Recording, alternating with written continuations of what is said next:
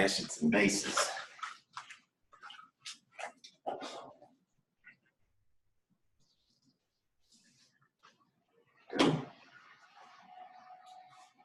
And bearings here. I can step there real quick. Yeah, sure.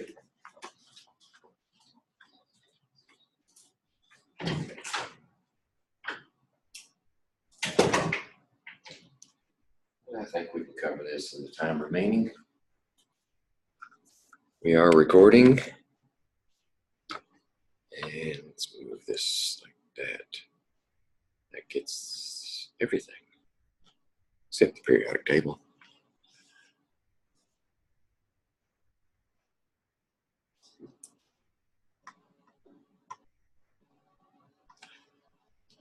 Okay.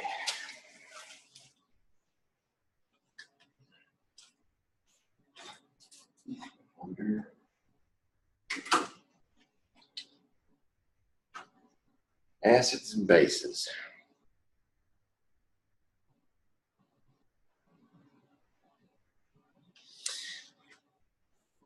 This is where the rubber meets the road in life sciences.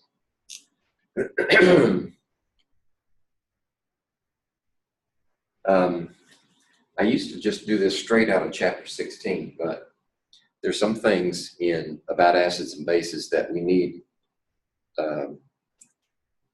some information from chapter 17 that we don't cover completely. Heck, we don't cover it all. Chapter 17 is discussion of equilibrium. And acids and bases can't make sense until you have at least a basic understanding of what equilibrium is. So I extracted parts of chapter 17 that I thought were useful. And we'll start off by talking about a physical equilibrium. If you have a liquid confined in a vessel with a headspace in it and you seal it, then the liquid will begin to evaporate. Some of the molecules will be promoted from liquid to gas. And in the beginning, it's all one way, right? Because there are no atoms or molecules of the liquid in this phase. But at a certain point, you get enough of them in the gas phase that they start returning.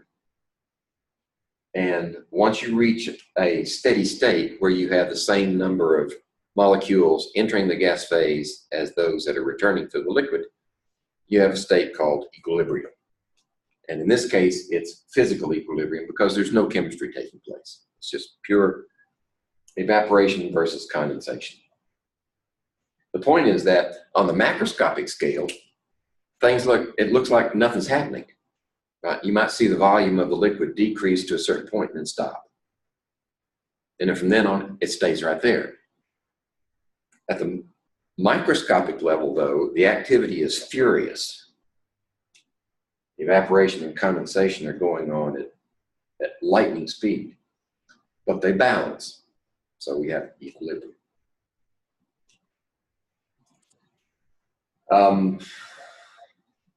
Let's see. Now, there's a principle called the Chateliers Principle.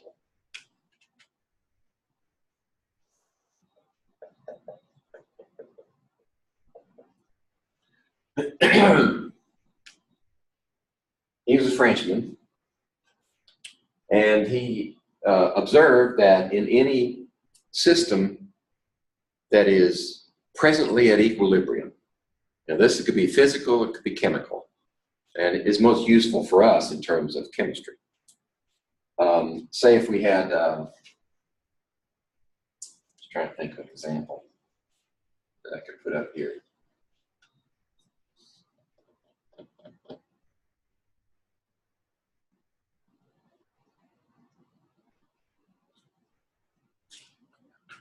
About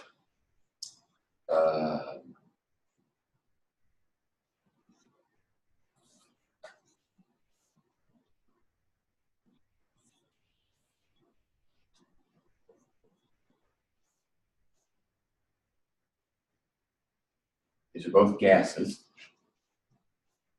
Okay. And if they're confined in a vessel that will not allow the gases to leak, of course, you'll establish an equilibrium here where this N2O4 decomposes into NO2. But then at some point, you get the forward and reverse reactions are balanced. Okay, at that point, you have equilibrium.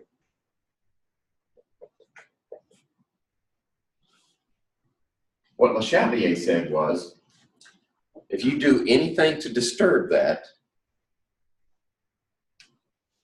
equilibrium, the system will respond in the way that it best relieves that stress. So if we add a stress to the system, say, one example would be, we add more of this. Add some NO2 to it. Then the system will respond by driving the reaction back this way until we have a balance again. That's just one example. There are numerous other examples in terms of stresses that may be applied to a system. Oh, okay, so here's, this one might even be better.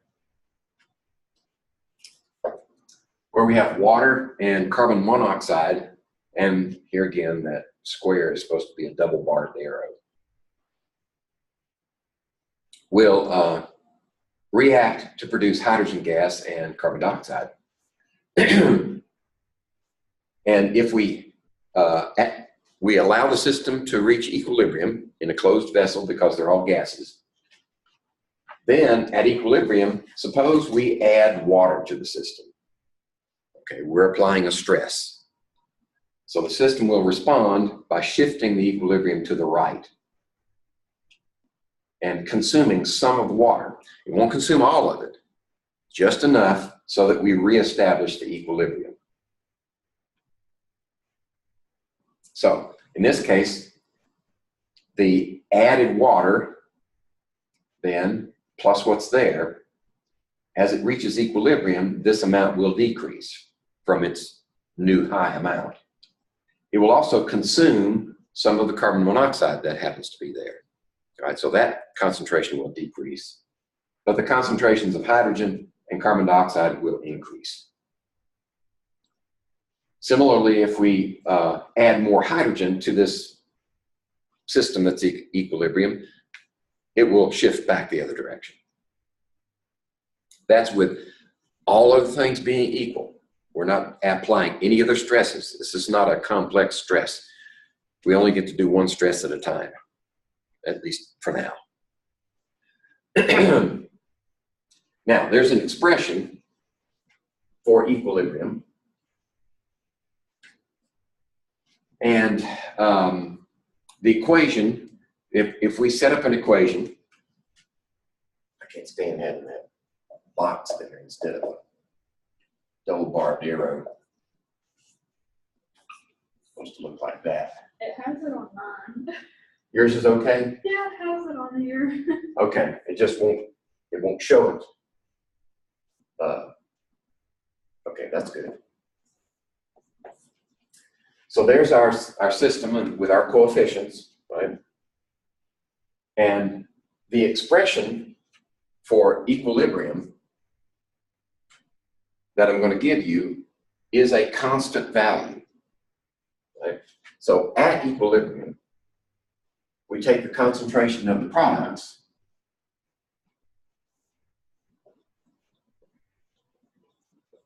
and raise them to the power of the coefficients. Okay? Then we divide the reactants similarly expressed.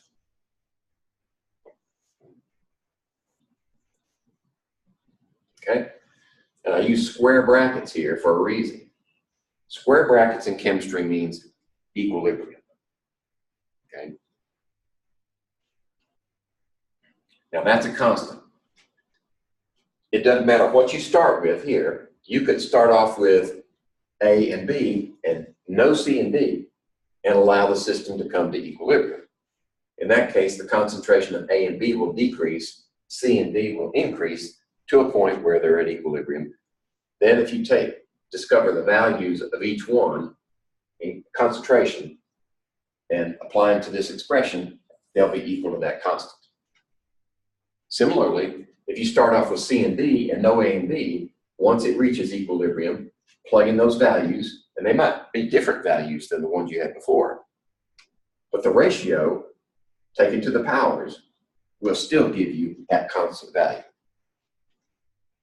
Now, of course, in order for this K to be valid, you have to maintain the same temperature. You can't let the temperature vary. If you change the temperature, the K will change.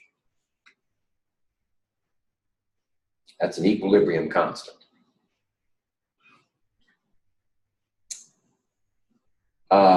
Okay, so this is just another example with real values. So if we're going to take nitrogen and react it with hydrogen in the Haber process, it will yield ammonia. And then and this is why, and it's important to balance your equation because you need those coefficients.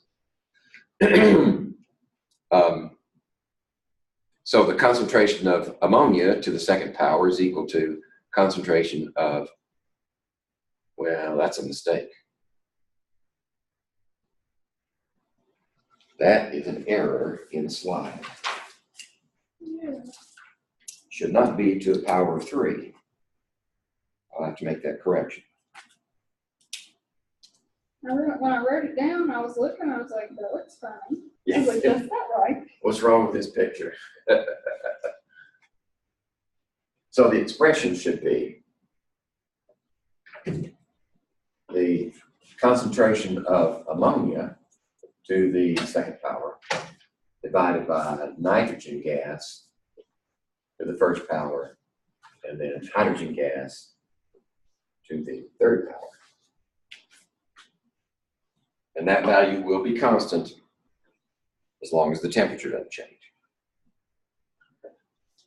Now, notice that if we use molarity here, so if we put molar here, and molar here, molar here, and you're going to get molar squared, just looking at the units of measure. Molar squared divided by molar to the fourth power, right? So then that resolves to molarity to the -2 power, right? Okay, that's just one example. When you, depending on what equation you use, this unit of measure could be just, the sky's the limit. So typically, the K values are not reported with units of measure. It's just too complex. So that means you have to be very careful about balancing your equation, setting up your equilibrium expression correctly. And then as long as you do all that, then the units of measure that you come out with your answer will be correct. But this is one case where we don't report the units of measure. And if you look up the K value in a reference manual, they will never have units of measure associated with it.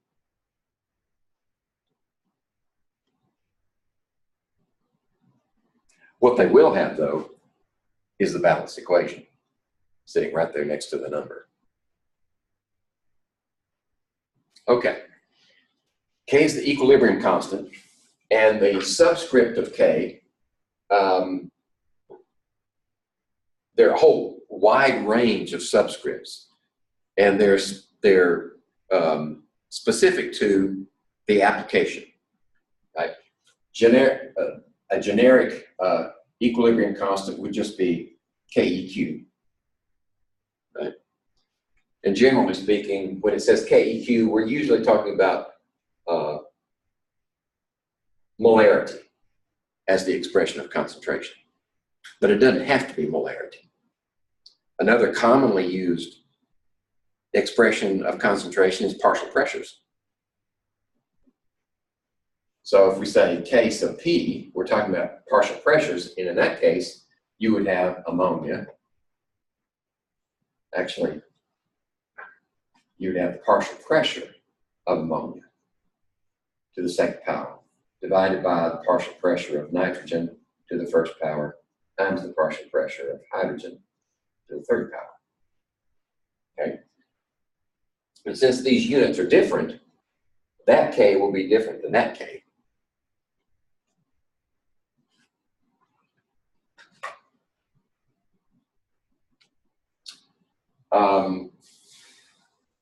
Okay, now we need to make a distinction between the equilibrium constant, which is a constant, as long as we hold the temperatures unchanged, and the equilibrium position.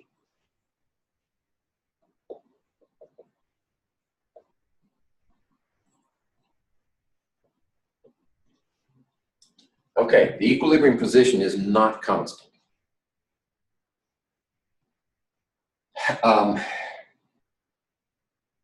There can be multiple equilibrium positions. And what I mean by position is, what are the actual concentrations of each of the components in the reaction? That can be different depending on what you start with. And the position might shift if we apply Le Chatelier's principle. So the concentrations or the position of the equilibrium can be almost anything. But once it reaches equilibrium and you know those position values, put them in your expression and that will be constant. Okay, I'm trying to hammer that because it's easily mistaken equilibrium position equal to equilibrium, and it's not. The position is the actual concentrations that you have at an equilibrium.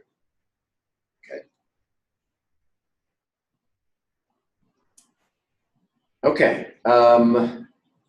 Here we have what? Dissociation of acetic acid, right? C2H3O2 is one of your polyatomic ions, acetate, and you just add a proton to it, and that's your acidic proton. So when you put it in water, that proton breaks away, and that accounts for the acidity of acetic acid. And that's all we're showing here is the expression.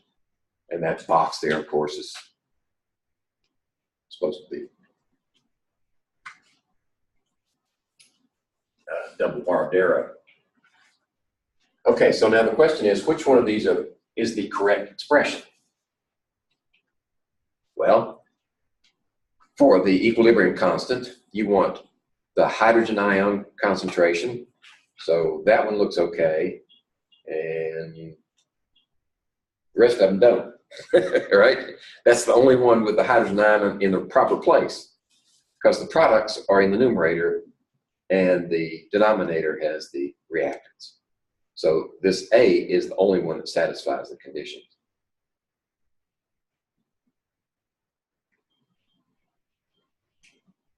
Okay, let's see. I don't want to steal my own thunder. Let me look to be sure. I'm going to say something else about that. Okay, I better say it here. The other condition for writing an equilibrium constant is solids are never included. If there's a solid in your equation, you don't write it in your equilibrium expression. Because if the solid is consumed or if it's created during the process, there's no change in concentration, right? Because it's a solid. It's just there. It's where we count it equal to 1. Okay. Also, pure liquids are never included. So if your reaction produces something like, it's in aqueous solution and the reaction produces water as a product, that water is not included in the reaction, in the expression. Okay. So those two are never part of the K value.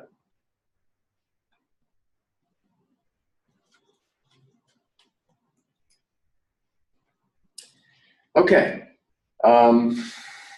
So let's see if we can calculate the value for this constant.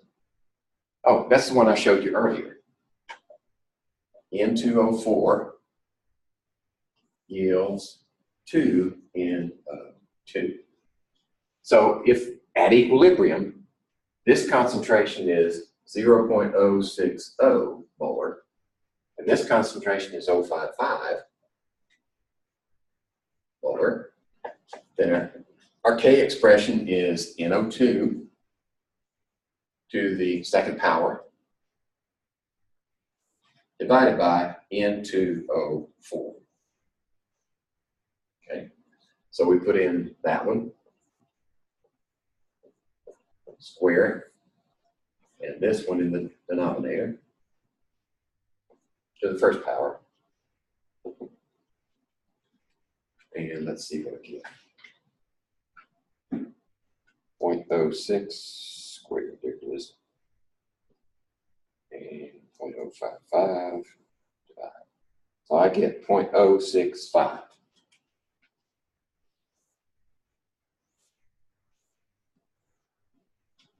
As my equilibrium constant. Okay?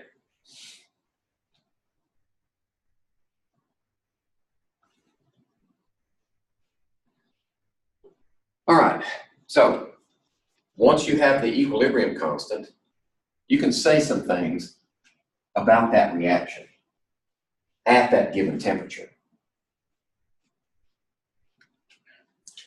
If the value of K is extremely large, greater than 1, then we know that the equilibrium position is going to be far to the right, mostly product, right? Because if you're going from A to B, and the expression of K is B divided by A, if it's very large, if it's 1, that means this one is big and that one's little, right? So that means it's mostly product, right? If it's greater than 1. If it's less than 1, just the opposite. If it's less than 1, that means this is big and that's small. It has to be that way to make K very small. So in that case, you're talking about a reaction in which reactants are favored. So mostly reactants, very few products. Now, while we're on this topic, what happens to the K value if we flip it over? We write the equation this way, right? We might have to do that if we want to add equations together to produce a result, a target equation that we're looking at. In that case, this K, okay, this is K1, this is K2. This K would be A divided by B. So what's the relationship of this one to that one? Well, K2 is equal to the inverse of K1. So if you flip the equation, you take the inverse of your K value. Okay?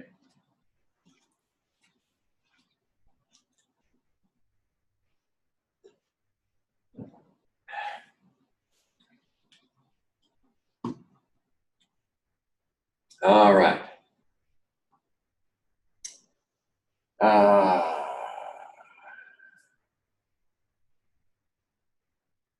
And like any equation, if you're given conditions at a given temperature for reactants and products, and you know what those values are, then you can determine what K is. Once you know what K is, then you can change either one of these and find out what the other one's going to be. It's just like any equation. Leave yourself one unknown and you can solve it.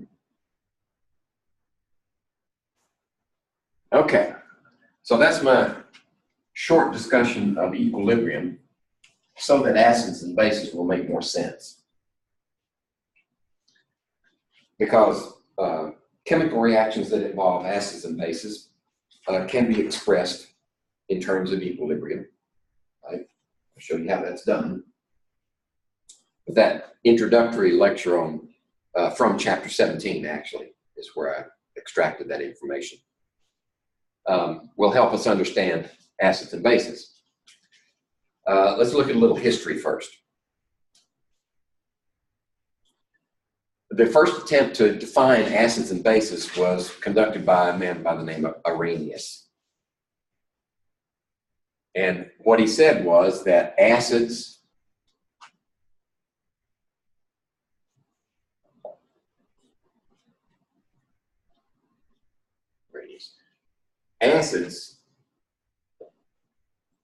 produce protons,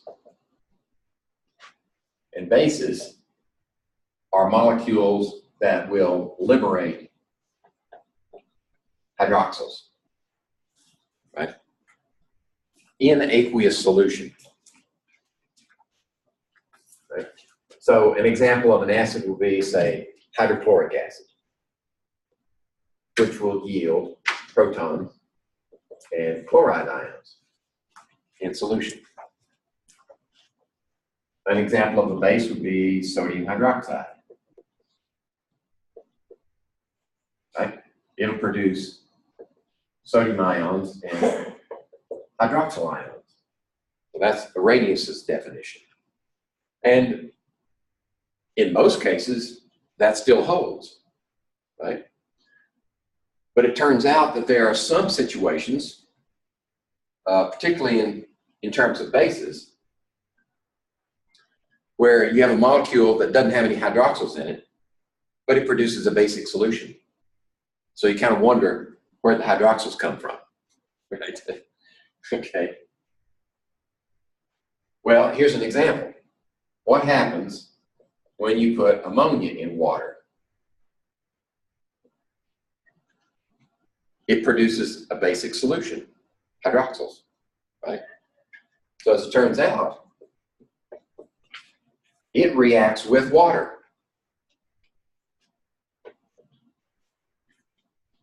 And produces ammonium ions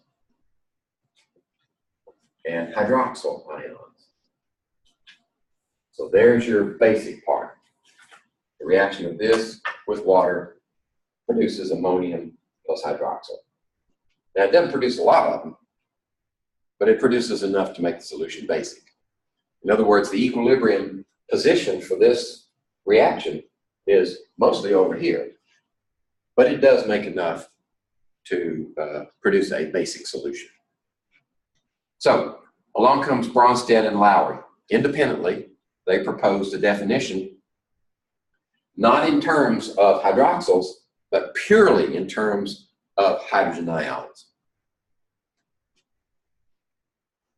So Bronsted and Lowry said that an acid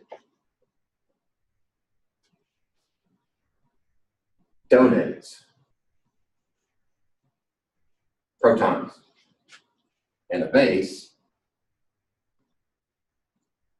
accepts protons. Okay?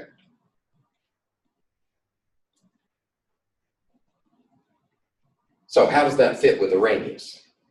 Well, the acid donating proton, that's an easy one, because here's your acid, and it's going to donate that proton. Just gives it up, right, in solution. But the base is anything that will accept a proton.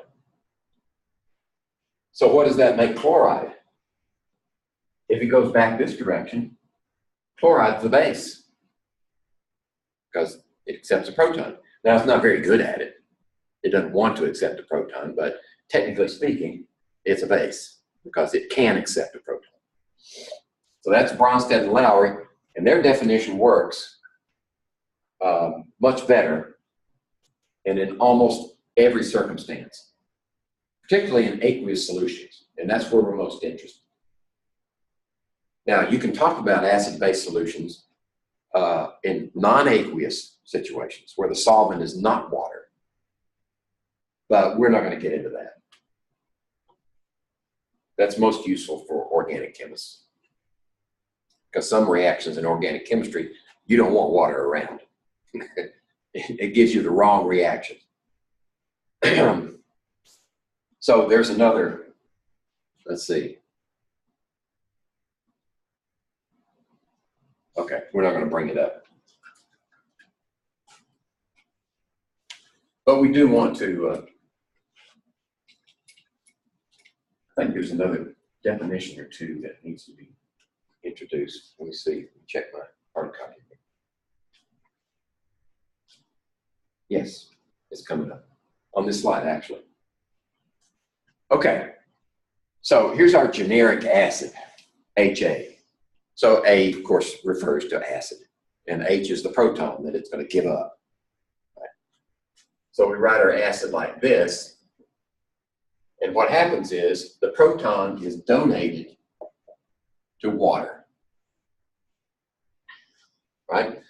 Because in aqueous solution, water is it's over 40 molar, right? There's plenty of it around. So if you've got an acid that has a proton that it will donate, it's going to give it to water. That's its first choice. And what happens when you donate to water? Well, it leaves you with that one because it lost that proton. Proton's transferred over here, right? And the proton is a positive charge.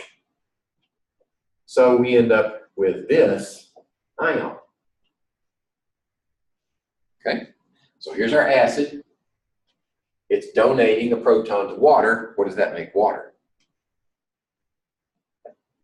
That makes water a base because it's accepting the proton.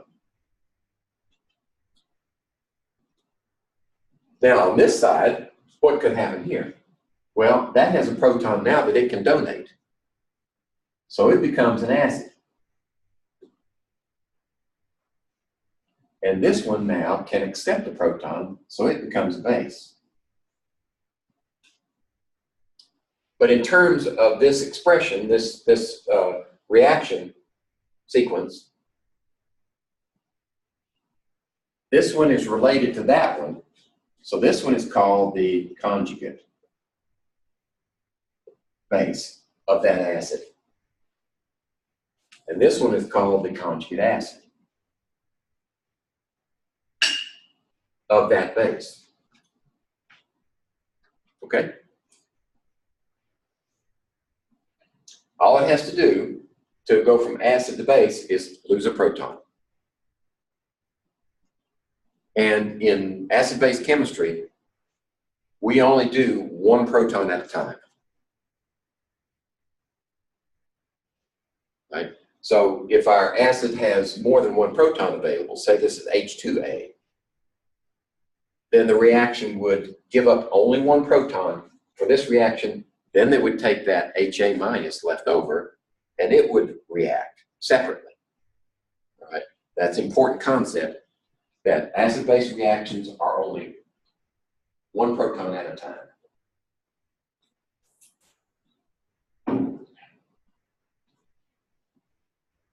Okay, so there's our definition.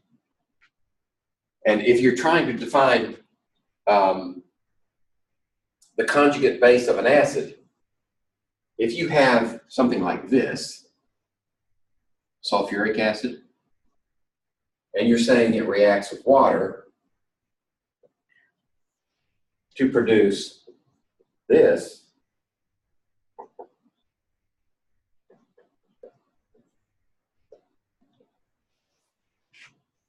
like that, that's a valid balanced equation, but it's not an equation that you can write. Well, you can write an equilibrium expression for that, but you cannot say this is the acid conjugate base. That's forbidden because it lost two protons to get there. So this is not the conjugate base of that acid. The conjugate base of this acid is the one where you lose one proton and you produce that. Of course, if this reacts with water, you're going to have like that, of course. That's another problem with the way acid-base reactions are written. Sometimes they're written reacting with water to produce the this is, I forgot to name this. This is called the hydronium ion. So if your acid reacts with water, it produces a hydronium ion. But sometimes, for simplicity's sake, we write these reactions in terms without the water, and we just say and write the dissociation of the acid to a proton and the anion. Okay? So don't be dismayed if you see it written that way. You can write it either way.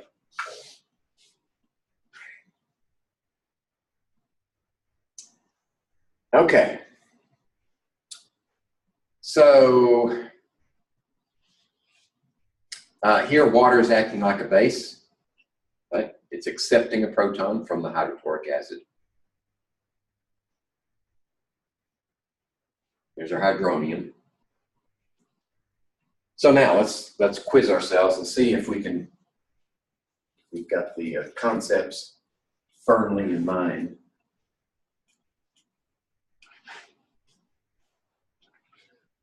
Which of the following represent conjugate acid-base pairs? When we say conjugate acid-base pairs, we're starting with an acid, we're producing its conjugate base. Right? So, how about this one? Can't be. First of all, we've got different anions. Second of all, that one's still got its proton. So it can't be A. Right? How about this one? Well, to go from this one to this one, if you lose one proton, you get water. If you lose a second proton, you get the hydroxyl. So that's two protons removed. That one's not right either. You can only do one proton at a time to get the conjugate acid-base pair. So B's wrong. I just showed you this one. You have to lose two protons to get to there, so that one's wrong. So by process of elimination, this one should be right. So HCN loses a proton and makes CN minus. That's your acid-base pair, your acid conjugate base pair. Okay? All right. Now we have these general descriptions of acids and bases. What do we mean by strong acid? The typical misconception for strong acid is that a strong acid is something that'll burn you, right? Well, maybe it will and maybe it won't. It all depends on its concentration. Strong acid refers to the equilibrium constant. Right? So a strong acid,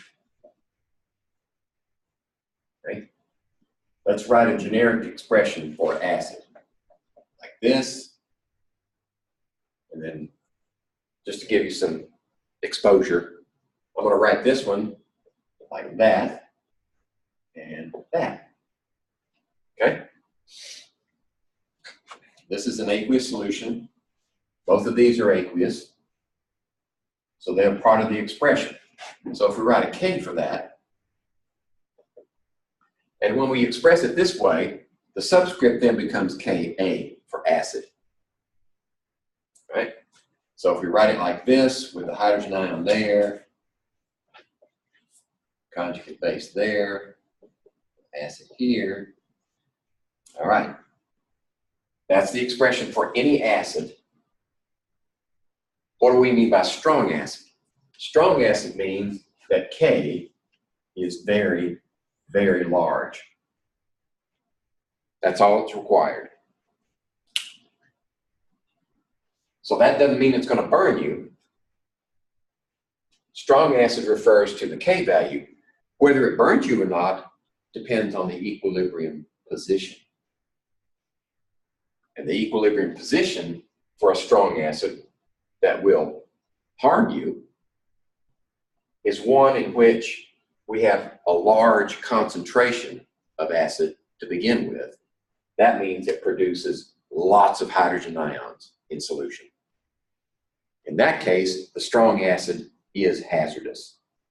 But if we have a strong acid and it's very low concentration, like hydrochloric acid, if it were 0.01 molar, you might not even know it's on your hand unless you had a cut.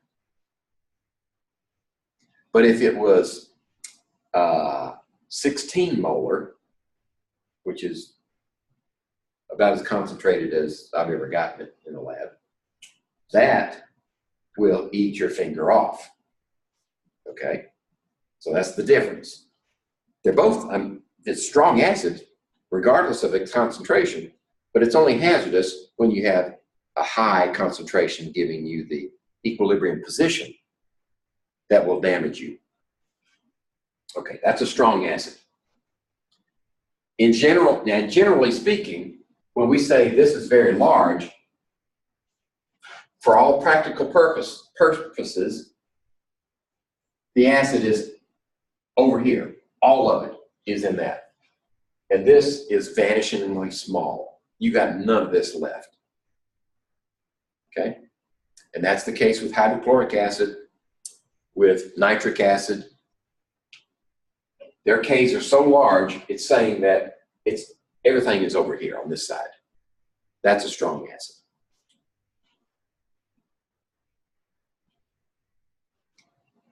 Okay, so a weak acid just means that it's the other way. Much less than 1, which means that most of the acid is still in this form. The proton is still associated with its anion. Okay, that's a weak acid. All right.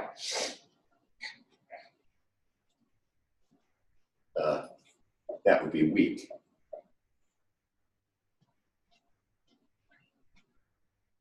Now, I can imagine circumstances in which a strong acid position would produce fewer hydrogen ions than a weak acid. So if we had hydrochloric acid that was like 10 to the minus third molar, but we had 2 molar acetic acid, which is weak, the acetic acid would have a position that gives us a higher concentration of hydrogen ions. Right? So that's why one of the reasons that I hammered equilibrium position so hard in the beginning, because the position tells you how many of these you actually have.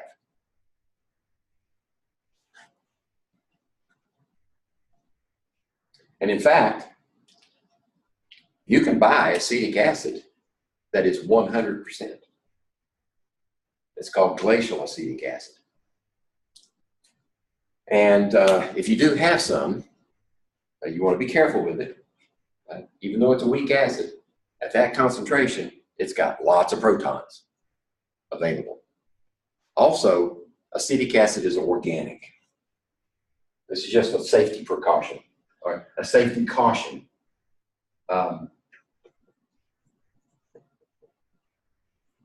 That's the organic side.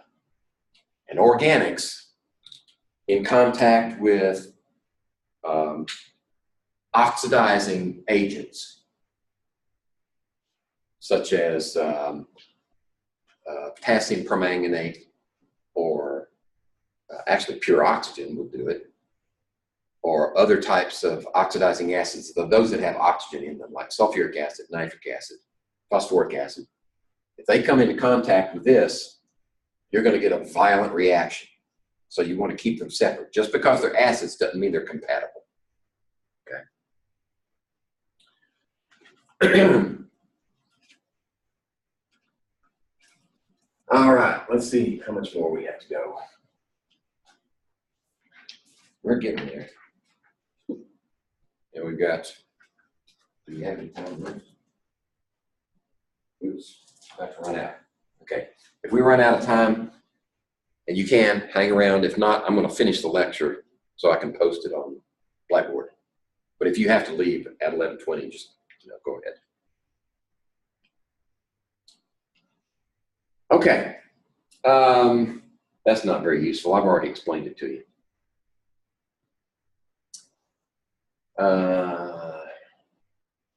Okay, this is a useful concept.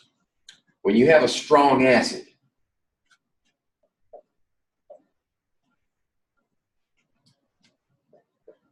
producing that, this is your acid, this is your conjugate base.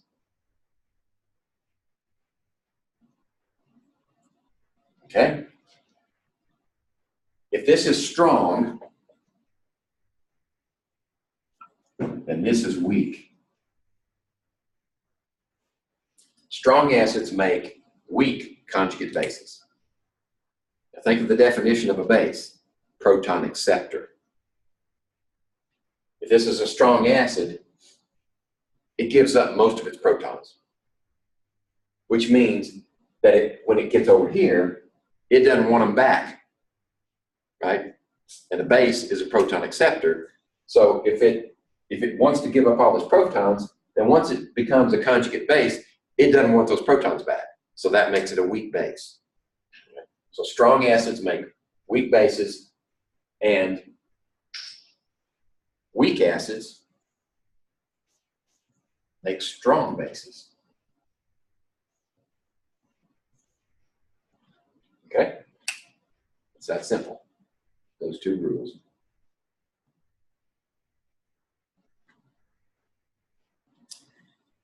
Okay, let's see. That's not telling us anything new. Okay, what are some common strong acids? I mentioned a couple already. These strong acids dissociate virtually completely to one side. Sulfuric acid. I should have given you that one first. This is a strong acid. This is a strong acid. Sulfuric acid, when we talk about strength, we're talking about the K value, right? So the K value for this is applied to the first loss of a proton, right? So that one is strong. It produces that and that, almost 100%. But we can also take this one, and it will yield a proton.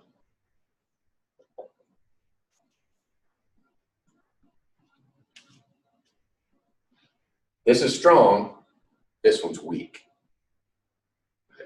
So the strength of this acid depends upon its first proton. The second proton doesn't want to give up as easily. So look at what's trying to happen.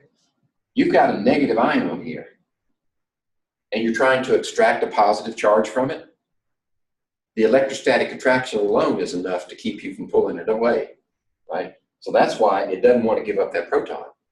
You're trying to remove a positive charge from a negative charge, and it doesn't want to do it, right? So that's why this one's strong and that one's weak.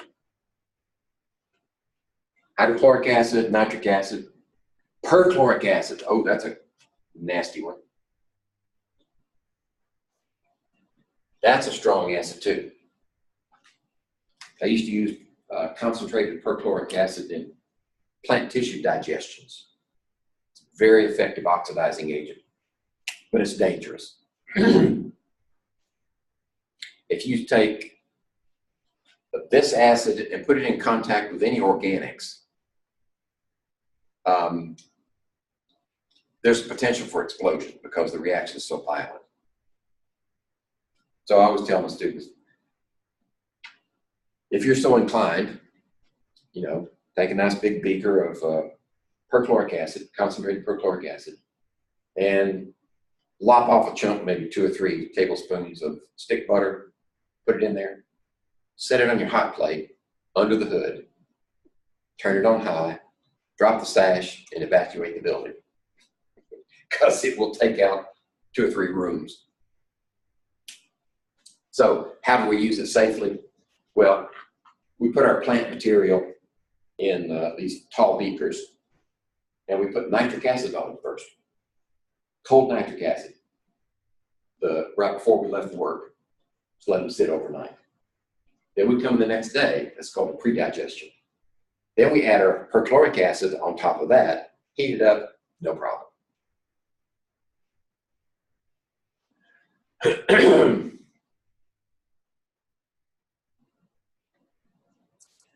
Okay, remember our nomenclature for acids? Did we go through that nomenclature? Okay.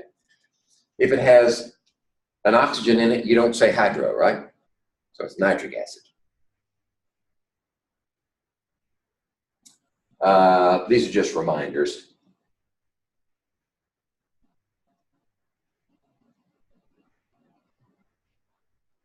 So these are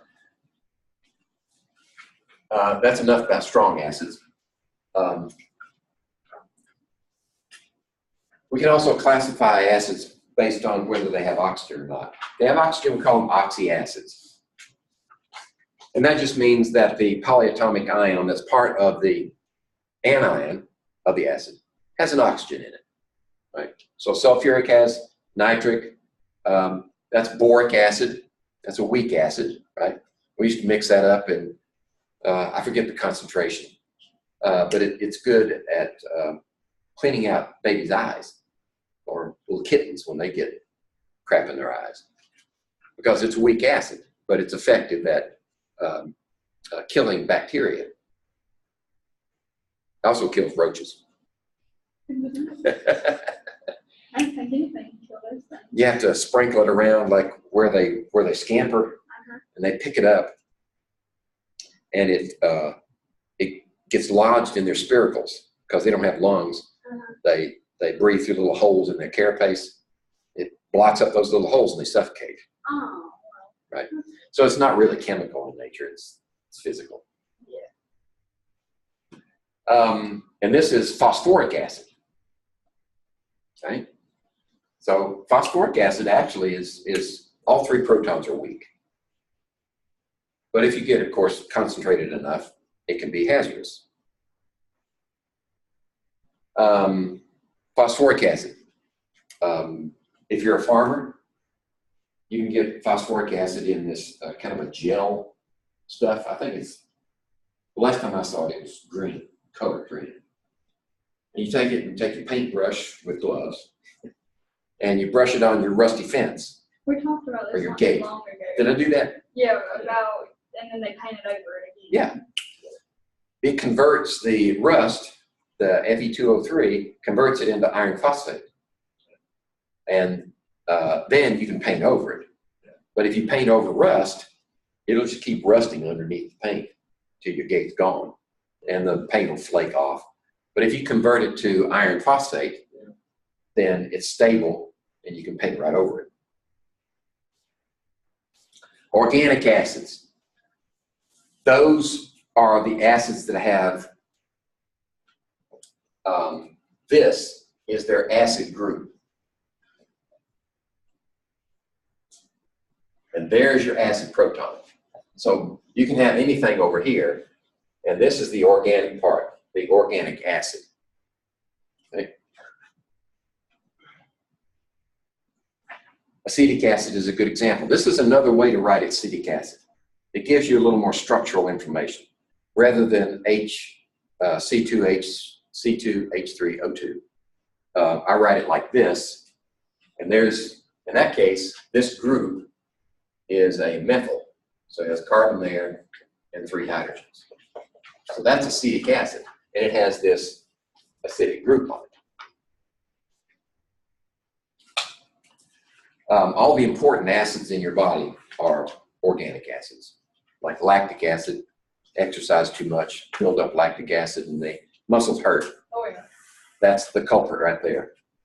We talked about that not too long ago in biology. Mm-hmm. Destroys cells. Formic acid. It's the simplest of the organic acids, and it's the one that fire ants use to irritate you. So when they bite you, they spit this stuff into the wound. It's a cocktail, really. But this is one of the components that. I don't like ants. Any kind of ant, I don't like it. And in fact, the formic is derived from the Greek word for ant. So what are we doing Tuesday? Oh, we're going to have a review. Right? We're going to have a review. I'm going to keep talking so I can put this on Blackboard. Uric acid, right?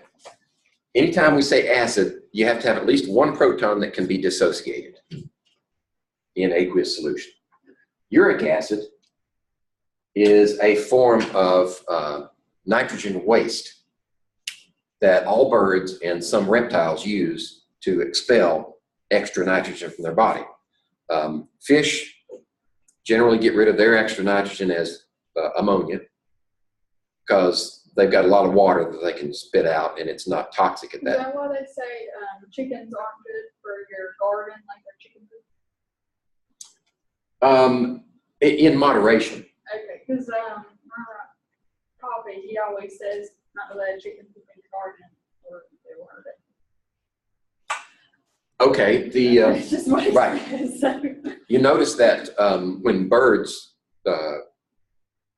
defecate, there's a dark part and a white part. Mm-hmm. The white part is the uric acid. Okay, so if that falls on a plant or touches a root, then in that concentrated form, it could damage it. Okay. But if you mix it into a compost pile, It should, no, it'll be fine. It'll be, actually, it's an excellent source of nitrogen. as long as it's mixed in a compost pile and not Right. straight. You don't want to put it straight on your garden. Okay, because our neighbors have chickens and they run them around, and I didn't want to put a garden and them just going around defecating everywhere. Yeah. And get fenced. But fish get rid of their nitrogen, extra nitrogen, and this comes from the metabolism of proteins and nucleic acids. You have this extra nitrogen that you don't need anymore. So fish get rid of it as ammonia, which is toxic at very low concentrations. So you have to keep the concentration low, means you lose a lot of water. Well, it's not a problem for fish. But for land animals like us, we need to preserve more of our water. So we convert our nitrogen to this form. Urea. Okay?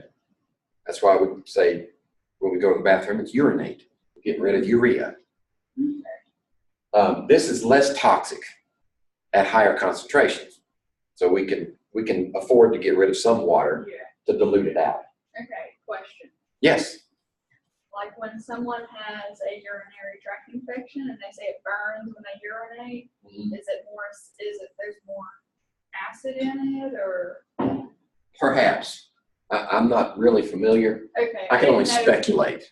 I didn't know if that maybe was a cause, so it kind of was curious to me. It could be that you're going to have the same amount of this no matter what, but you could have some acid in your urine. Okay, I didn't know if that was maybe the cause. Well, one thing's for sure, your urinary tract is inflamed. Yeah. Which means it's more sensitive So to any of these compounds. Okay. Yeah. I got you. And that'll stimulate the nerves Oh yeah. adversely. Okay, but for birds, particularly for birds, they have to conserve weight. So they've got to get rid of nitrogen the most efficient way possible. So they take their nitrogen and they package it in this form. So notice we've got 1 mole of nitrogen for each molecule here. We've got 2 moles for each molecule here. And we've got 1, 2, 3, 4 moles of nitrogen for each of those molecules. It's a more efficient way of expelling. What is on that one? There's NH, NH, and then NH, and then on the top one to the left it's HN. Is that a Wait. next one right there?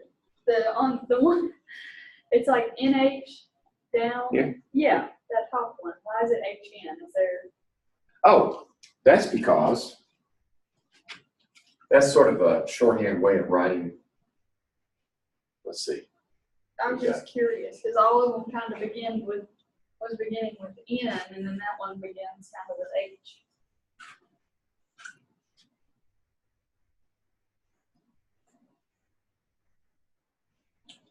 And the other nitrogen's over here.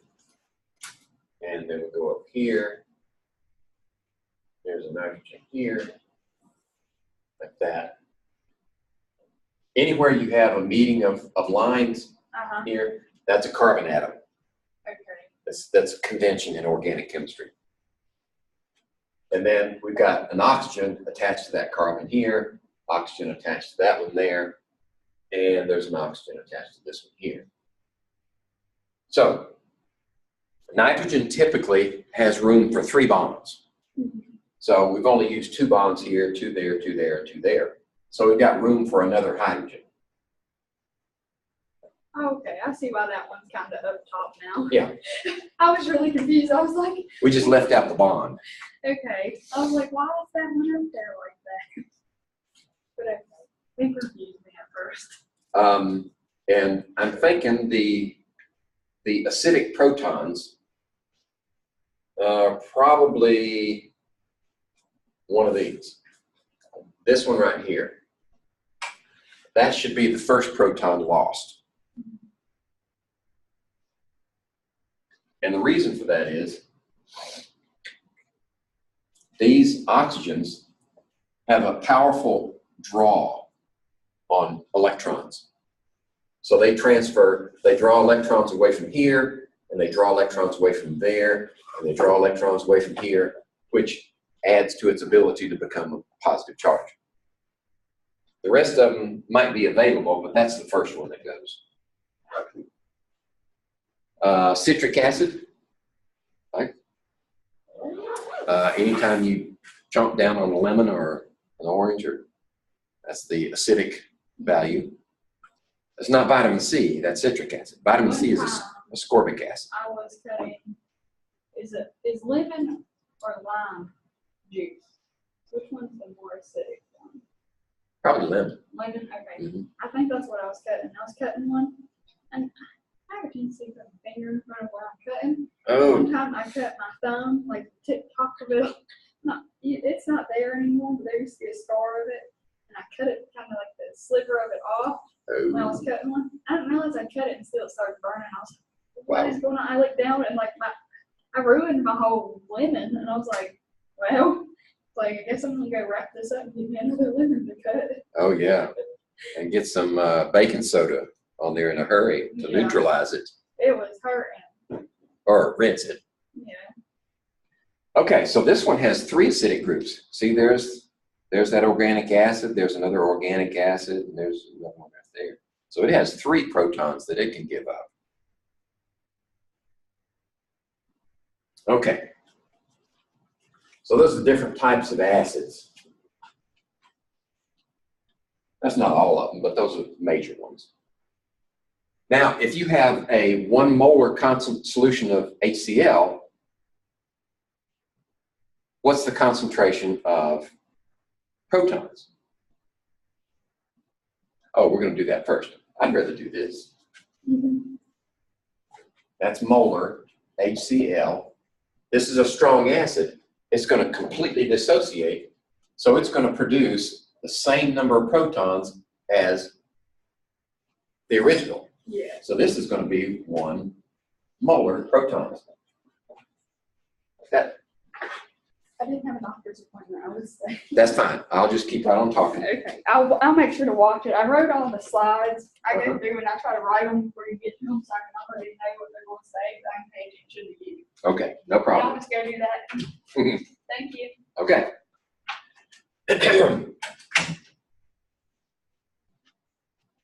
So now let's see if we can use what we've learned to put these molecules, ions, in order of strongest to weakest base. Now remember, a base is a proton acceptor, right? So which one is a good proton acceptor would be the strong one. Which one is a bad proton acceptor would be the weakest, right? So remember, HCl produces this and this. This is strong, so this is weak. Okay? So that means this is the weakest base or a strong acid. Water can dissociate, right? So it will produce, but water is a weak acid. So that makes this a strong base.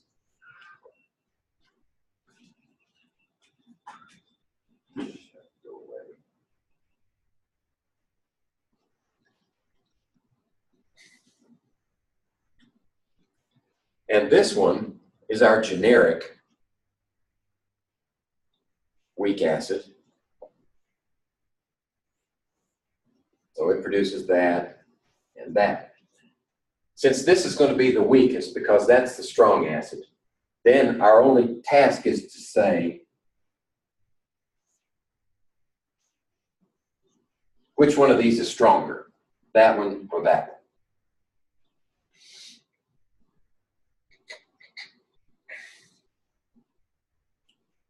As a general rule, water is usually in the middle somewhere with its weakness, consequently its strongness of the conjugate base. So that's why we've put this one as the strongest base. Water's in the middle somewhere. And, well, actually water, excuse me, error. If water is going to be a base, it has to accept a proton, right? So this is going to be the base to produce this one, right? So that's why we're saying that this is a stronger base than that one is. And that makes perfect sense. Strong, next, weakest.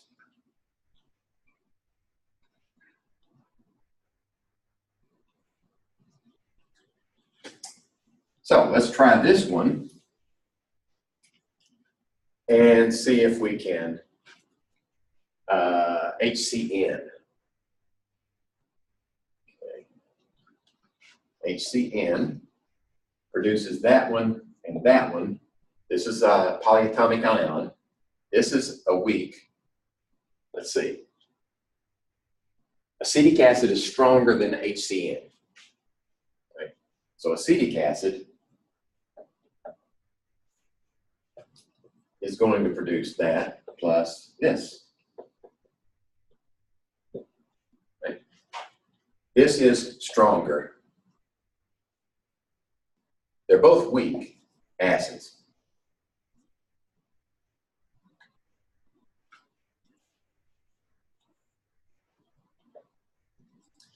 But this one is a stronger acid than that one, right?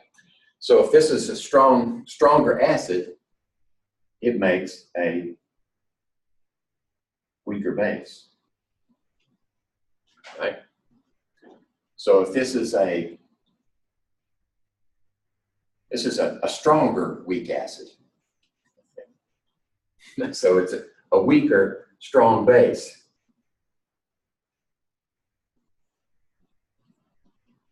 Simply because this is a stronger acid than that one, that makes this one the weaker base than that one. So this is the strongest base of the two.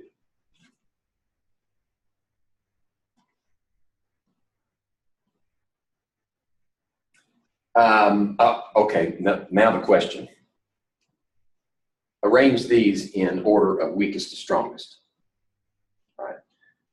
So weakest to strongest base means the strongest base is going to be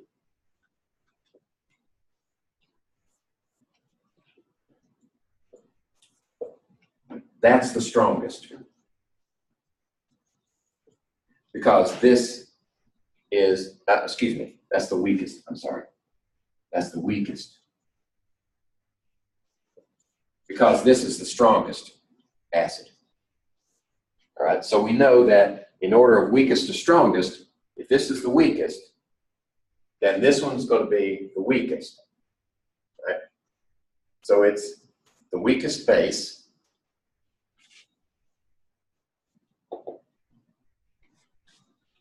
Now, what's the strongest base? The strongest base is going to be that from the weakest acid. This is the weakest acid. That's the strongest base. Okay? So now we just have to arrange. We've got that one and that one. We need to arrange this one and that one.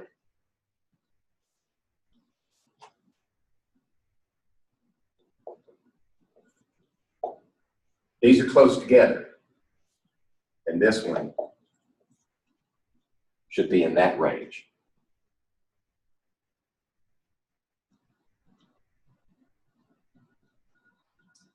Well, there we go. All right, now here's part of the explanation. I'm going to have to erase this part of the board because I need the room.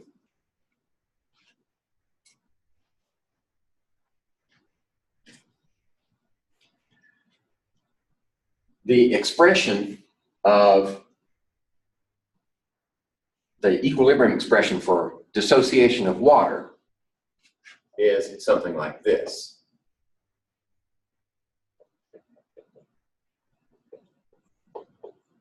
These are aqueous. This is a liquid. So remember our convention, that one is not used in the equilibrium expression. So if we write a Kw for water, we have this one in the numerator and no denominator.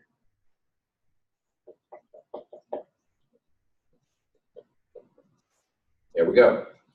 So that's the expression for the equilibrium constant for water, and it is equal to 1 times 10 to the minus 14 at 25 degrees centigrade.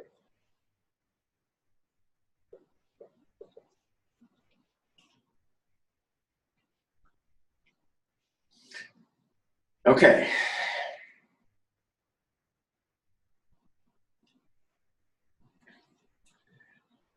The equilibrium expression for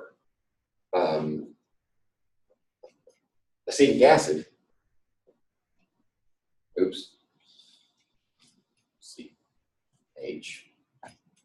C2H3O2 yields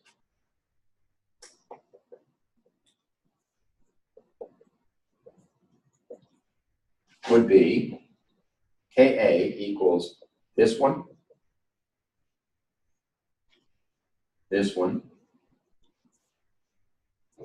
divided by this one.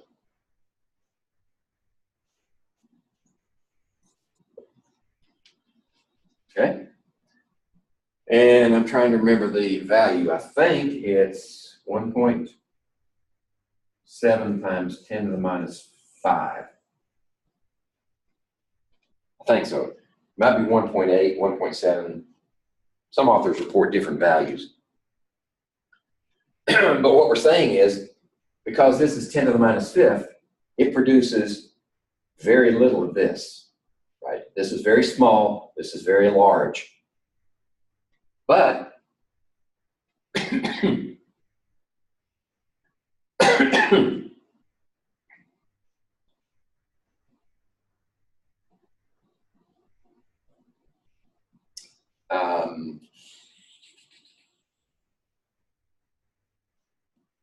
what does that mean for this one? That means this is a very strong base. Because of that equilibrium expression, any protons that show up are going to be consumed to produce water, because this expression says that most of everything is going to be over here. So that means if this is going to be over here, that makes it a very weak base. It doesn't want to accept protons. That's why this one goes over here to the left of these two. But it's still a stronger base than this one is, because this one comes from a very strong acid, makes it a very weak base.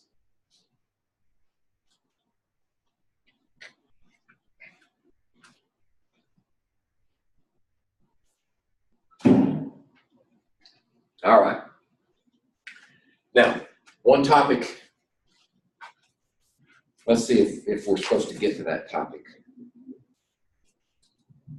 Or I need to add it to the discussion.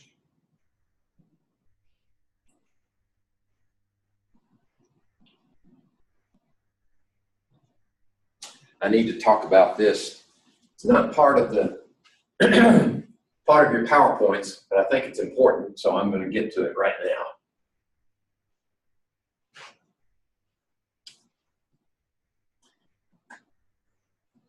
It's the concept of amphoterism.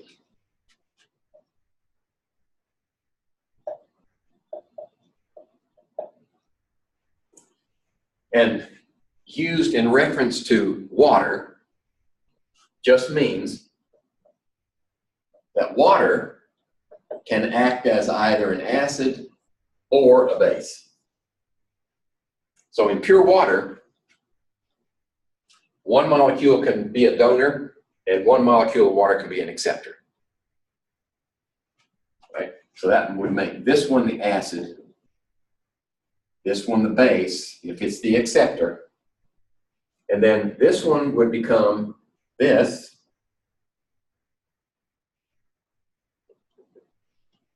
and this one would become this. So this is the conjugate acid, and this is the conjugate base. Okay?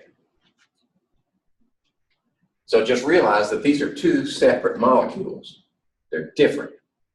One's behaving one way, one's behaving the other way.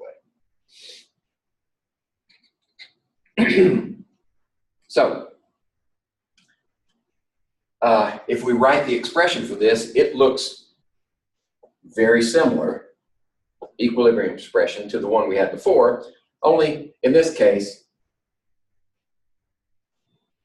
we write it like that. But it's still times 10 to the minus 14. Okay? So that's why very often you'll see this written as just the proton. But recognize that in aqueous solutions, protons never exist independently. They're always attached to something. We just write the protons separately in these expressions for convenience.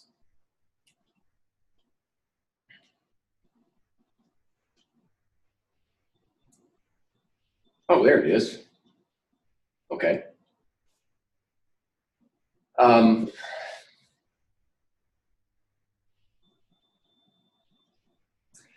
So the takeaway from this is, in aqueous solutions, no matter what else is in there, this relationship must always be honored. Right? This equilibrium is always there in aqueous solutions, no matter what else you put in it. Right? So we could write this as, for convenience, that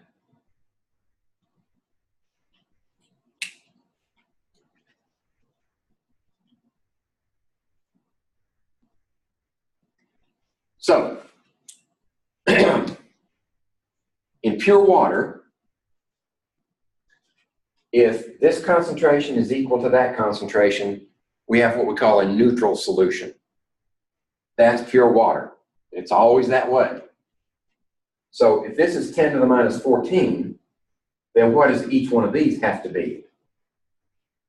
Well, this one would have to be 10 to the minus 7, and that one would have to be 10 to the minus 7. Why? Because they came from the same place. 1 mole of this produces a mole of that, and it also produces a mole of that. So whatever happens to this one happens equally to that one and that one. So 10 to the minus 7 times 10 to the minus 7 is equal to 10 to the minus 14th. That's a neutral solution.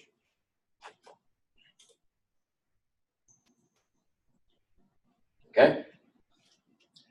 What if we managed to put some, say, hydrochloric acid in there. So we're going to add extra protons. In that case,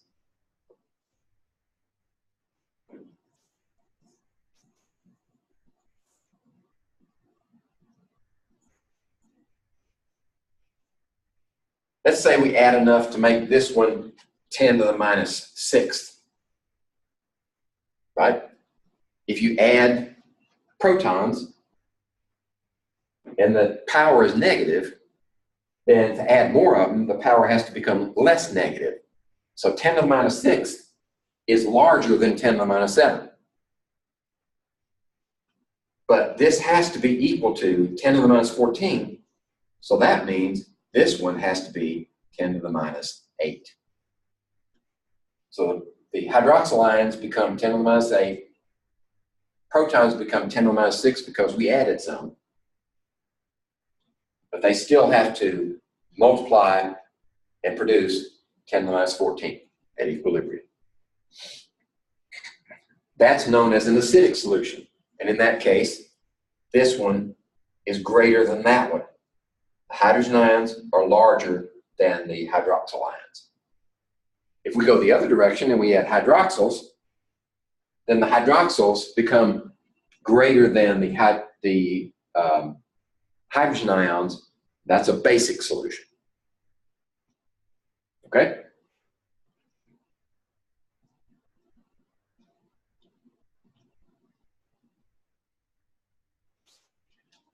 So, in an acidic solution, which one of these is correct? Well, the hydrogen ions can't be less than 10 to the minus 7th because that would make the hydroxyls greater than the hydrogen ions. So the only one that makes sense is this one, greater than 10 to the minus 7th. The hydroxyls greater than that would make it basic. Hydroxyls greater than that would make it basic. B is the only one that gives us an acidic solution.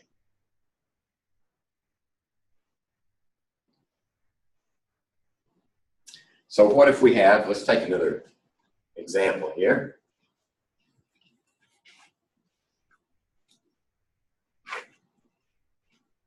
Make room.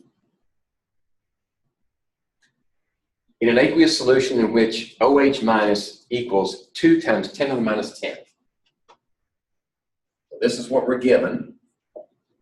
2 times 10 to the minus 10 molar.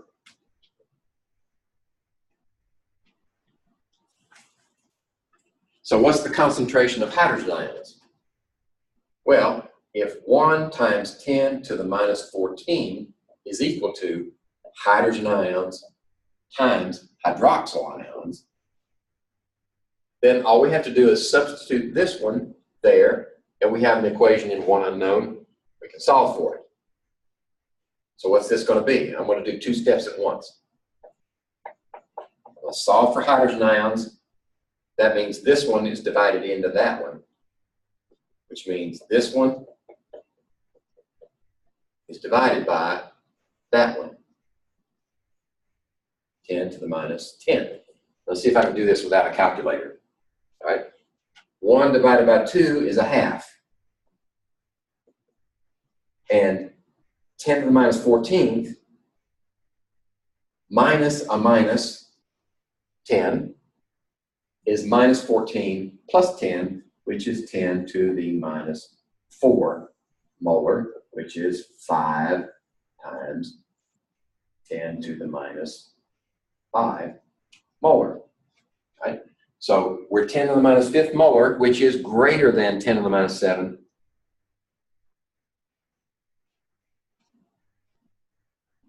Which means that we have a hydrogen ion concentration that's greater than the hydroxyls. See, 10 to the minus 5th is greater than 10 to the minus 10th. So we have an acidic solution. Right? Now, there was a scientist way back in early years, for lack of a better term,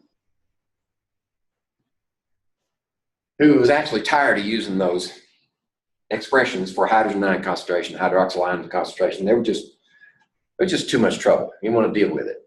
So he came up with a new system. His name was Sorensen. He called it the P. In terms of pH, we're referring to hydrogen ion concentration. And he said, I'm going to take the log of that number. So the log of the hydrogen ion concentration, right? Anytime you take a log of a number, you reduce it to a single number, maybe a decimal of some kind, but you don't have those exponents that you would normally get in scientific notation. It makes it easier to handle. The trouble is, if you take, for example, 10 to the minus 7,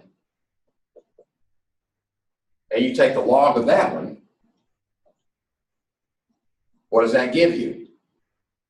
Well, in log terms, and this is common log, the log of that number is the power of 10 that equals that number. So what power of 10 equals that number? Minus 7. There it is, power of 10 that equals that number. Well, he didn't want to deal with negative numbers either. So he said, all right, minus makes it a plus. Okay, problem solved.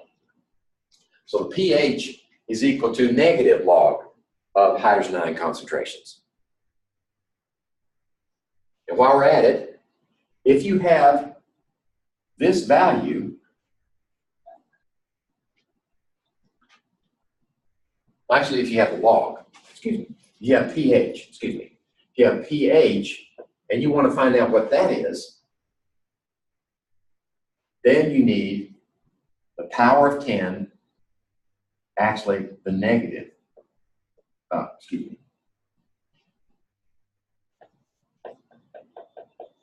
there we go. So on your calculators, if you have the hydrogen ion concentration, you just take the log of it, change the sign. If you have the pH and you want to find the hydrogen ion concentration, you take the negative of the pH and then apply it as a power of 10 on your calculator, 10 to the x. And that'll give you the hydrogen ion concentration. This is called the anti-log. But you'll rarely see it listed as that on your calculators. It'll be 10 to the x.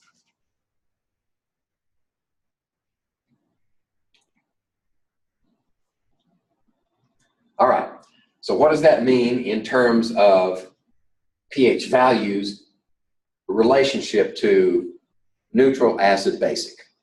Well, if this is 10 to the minus 7 is neutral, then plus 7 concentration of plus 7 pH is neutral. So anytime you have a pH of plus 7, you have a neutral solution. So what would be an acidic solution? Well, let's take an example. Say it's 10 to the minus 5, and you do the negative log of that. Right? That would be plus 5. That's acidic. This number is bigger than that number, which means more hydrogen ions. Then this one is acidic. So, acidic solutions have higher concentration of hydrogen ions than the neutrals. But when you convert to pH, the acidic solutions have smaller values than the neutral solutions. Okay? What if we go the other direction? 10 to the minus 8, say. We know that's a basic solution because this is less than 10 to the minus 7. But what is the pH? pH is 8. Those are basic solutions. So on a continuum,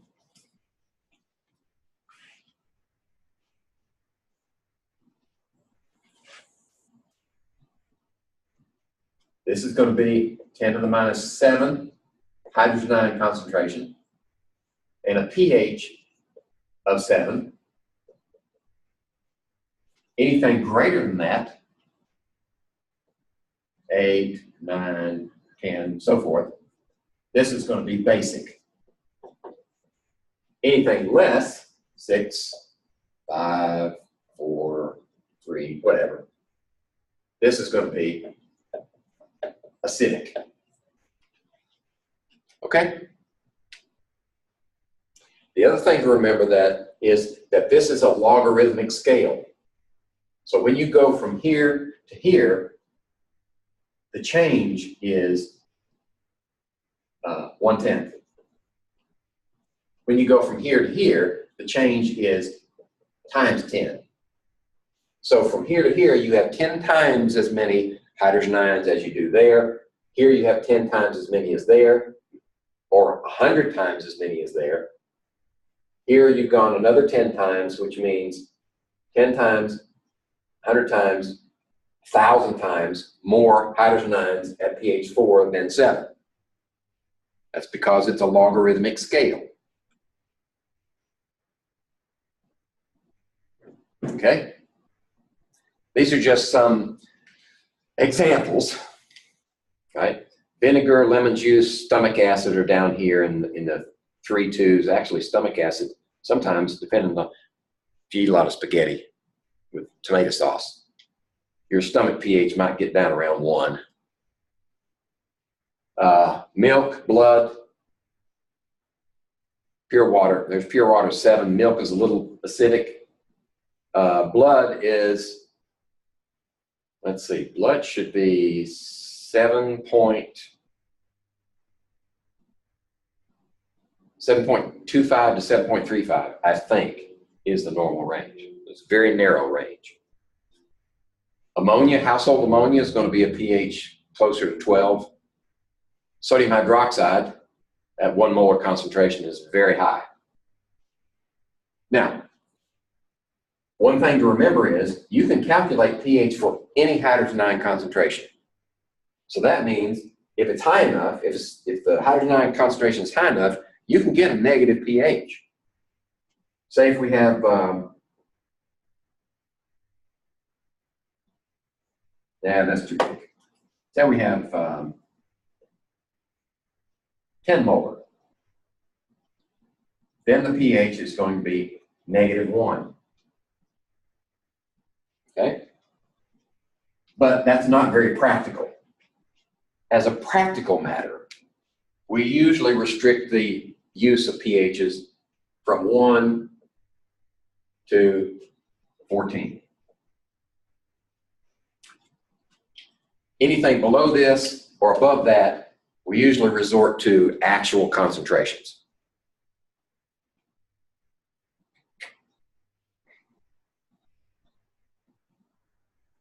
So what's the pH of 1 times 10 to the minus 4th molar hydrogen? Well, take the log of it. That'd be -4, and then change the sign. It should be 4. There you go. How do you calculate the pH of hydroxyl concentration? Because you can't do this transformation. Well, I erased it.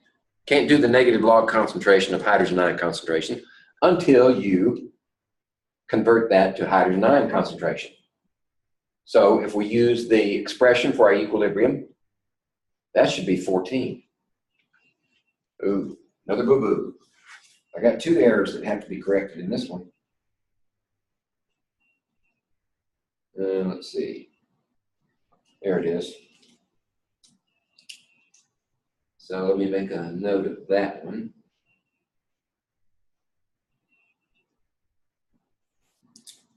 Okay.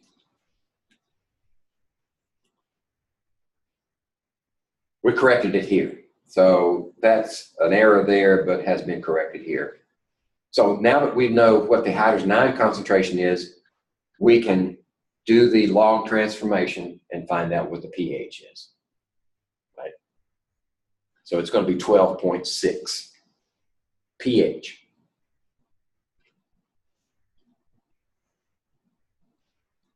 So here's a case where you know the pH and you want to find the hydrogen ion concentration. We use the anti-log, right? 10 to the minus pH value will give you on your calculator the hydrogen ion concentration from the pH value. Now, I don't know, you may have guessed already that since the log transformation that Sorensen developed is simply a mathematical manipulation of a number, we should be able to do the same thing for any other concentration. And in fact, we can do POH, and that's just negative log of the OH concentration. Okay? Now suppose we take it one step further. Let's go back to our expression for equilibrium in aqueous solutions.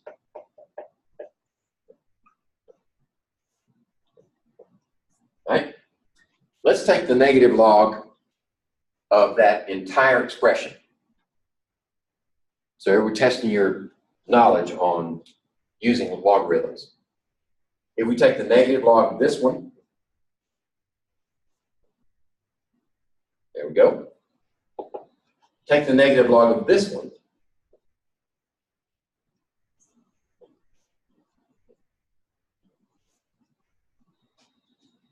And the negative log of this one.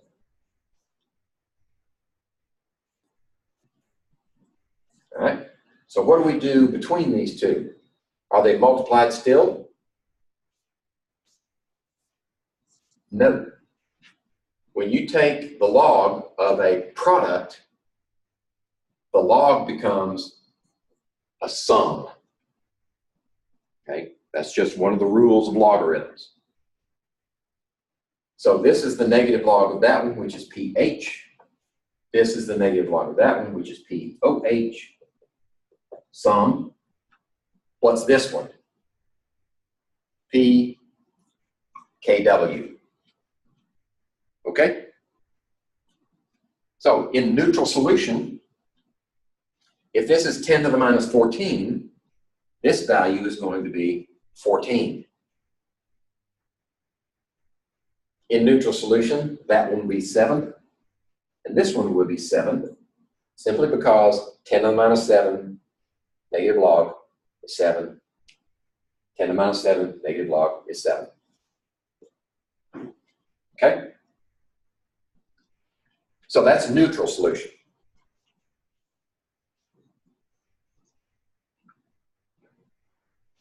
In any solution, you can use this expression. These two plus one another will always be 14.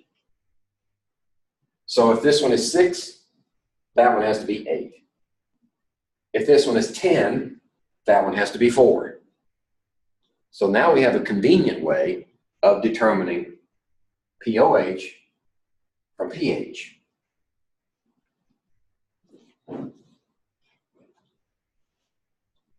Okay? There you go. So now, calculate the POH of the following. Well, let's make this one pH, which would be 4. Then subtract it from 14 would be 10. That will give you the POH. There you go. This one, if we need the, all we have to do is convert that negative log, and that gives us 1.4. But if we needed to know pH for this one, we just subtract that one from 14, which would be 12.6.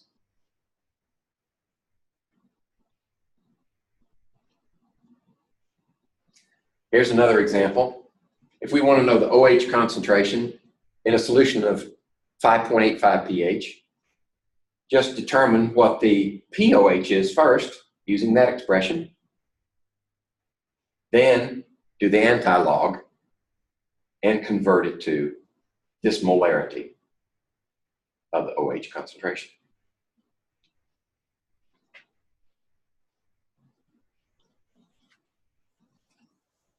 So, we're coming down to the wire here.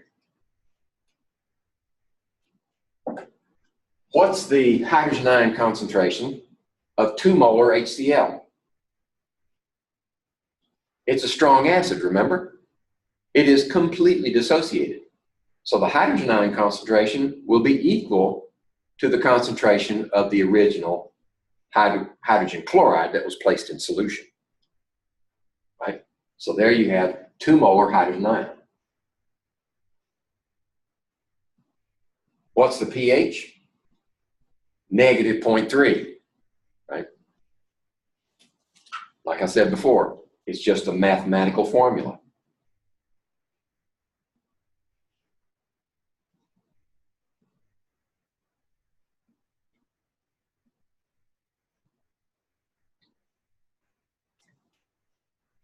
Now, there are devices that will measure pH directly. We call them pH meters. And you just stick an electrode, sometimes they're in pairs, into your solution, and the device will generate, the probes will generate a signal that's interpreted by your device as pH. I don't have time to go into the details of how it does that, but it will measure the pH for you of your solution. As a practical matter, if we go back here, as a practical matter, measuring those pHs is not very accurate if you're outside the range of 2.5 to 10.5. Unless you know you're going to be in that range and you've got the money to spend on a special electrode that is sensitive in those regions.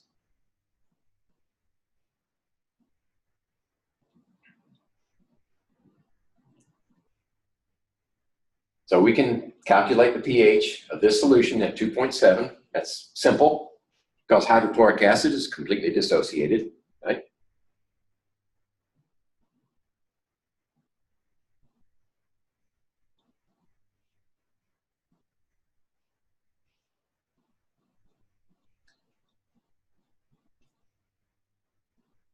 Wait a minute. I missed something here.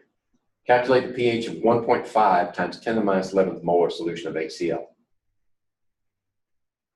All right, in this case, what we have added to the solution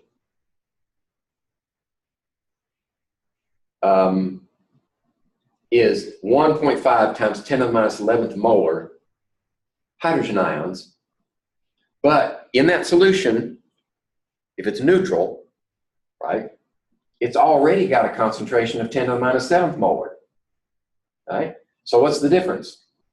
We're starting off with 10 to the minus 7th, and we're going to add enough hydrogen ions to increase that by 10 to the minus 11th. What effect does this one have on that one? Nothing. The difference is 4 orders of magnitude. So essentially, we still have a neutral solution. Right? Do you see what happened there? Nothing happened there because we didn't add enough hydrogen ions from hydrochloric acid to significantly influence the amount that were already there in solution. That's why we say the pH is still 7.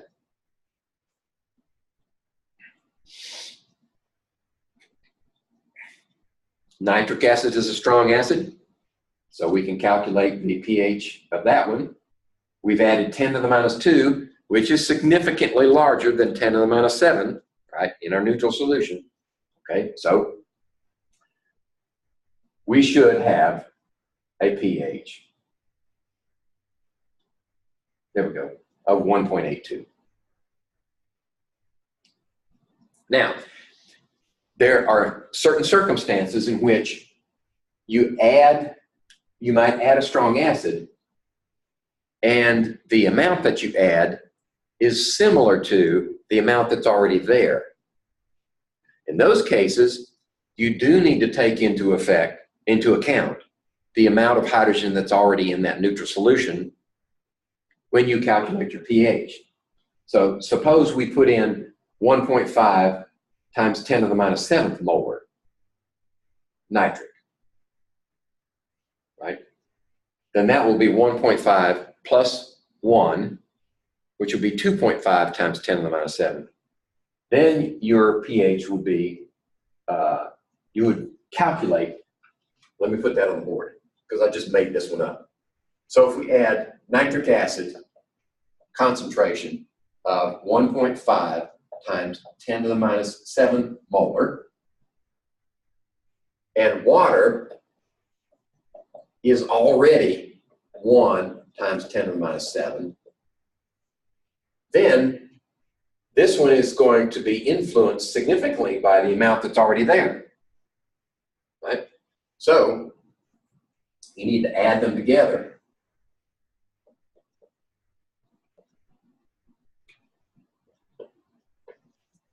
Then take the negative log of that value.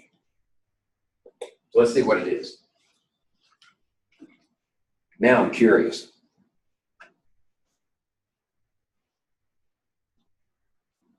Take the log of that one. Where's my log function? It's a different calculator.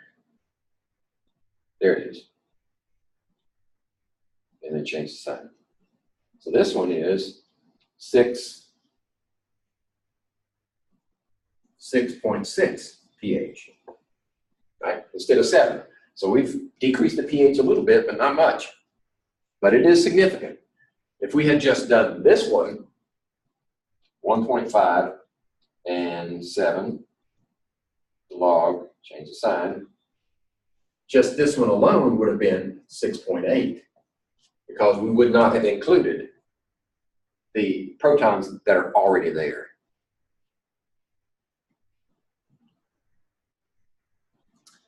Now, the topic of buffers. What is a buffered solution?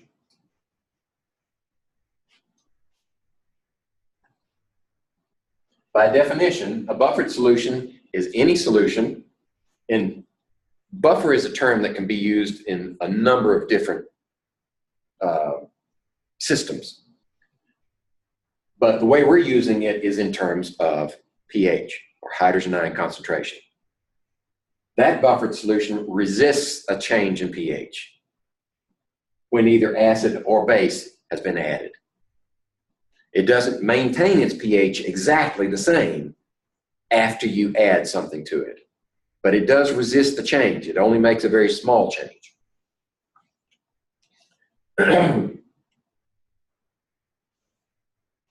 Most buffers are derived from a weak acid and its conjugate base in solution. There are some that use a weak base and its conjugate acid in solution. And the reasoning is similar, but the effect is the same. Add a little acid, add a little base, pH doesn't change. So we're going to focus on the ones, we'll keep it simple. Most buffers are made from weak acids and their conjugate base. So this discussion is useful in 90% of the scenarios. So what happens?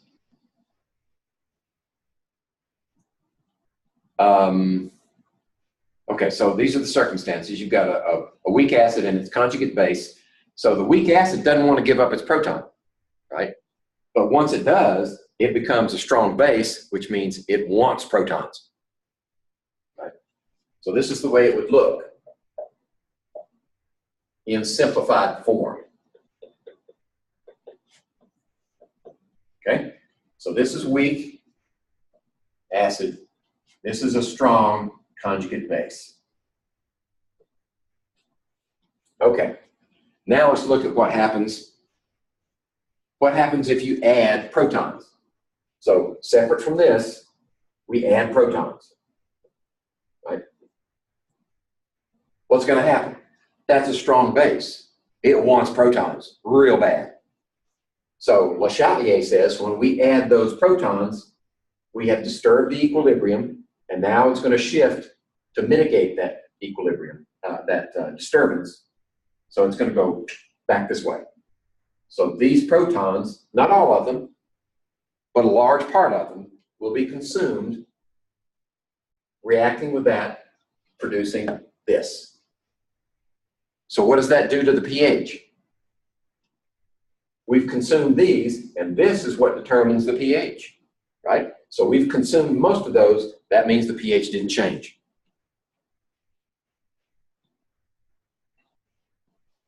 All right? What happens if we add hydroxyls, though? Right? Because hydroxyls are not part of this reaction.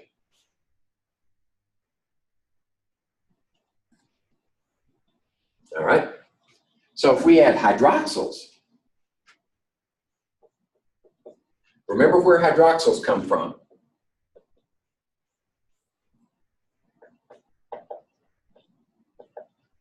This is a weak acid. This is a strong base. Right? So what can this react with?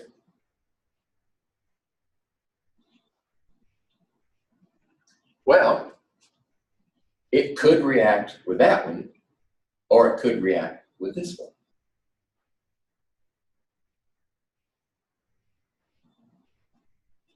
Well, it's going to be in competition. In fact, if this is a weak base, a weak acid,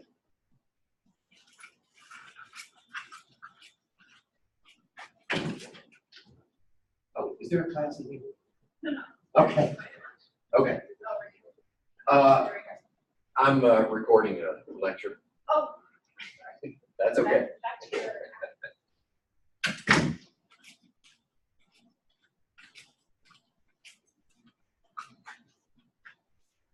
So, back to our problem.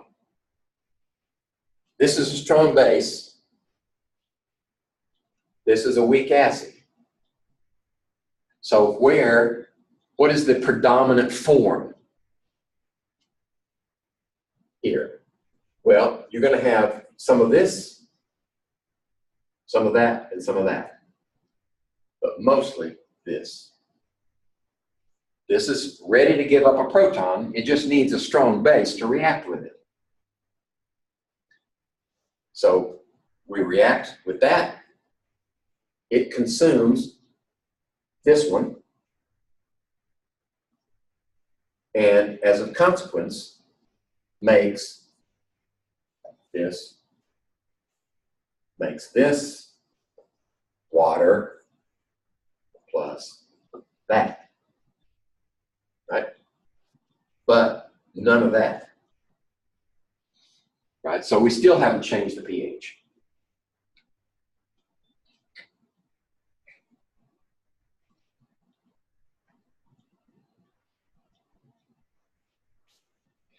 Okay.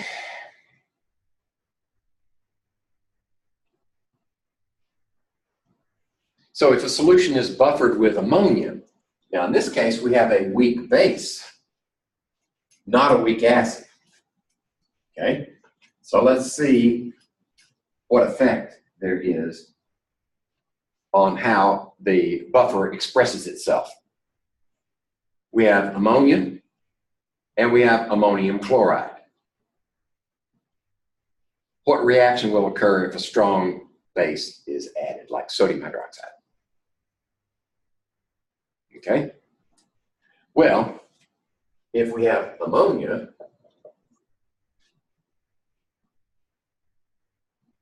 and it's going to react with water to produce ammonium plus hydroxyls. Okay? If this is the buffered situation, we have this one and that one in substantial amounts because we've added more of this by using ammonium chloride. Right? So we're going to add base. This is a weak base, so that makes this a strong acid. Weak base, strong conjugate acid. That means this one wants to give up its proton. And sure enough, gives up its proton to that hydroxyl. When it gives up its proton, drives that ammonia back over here. This becomes water.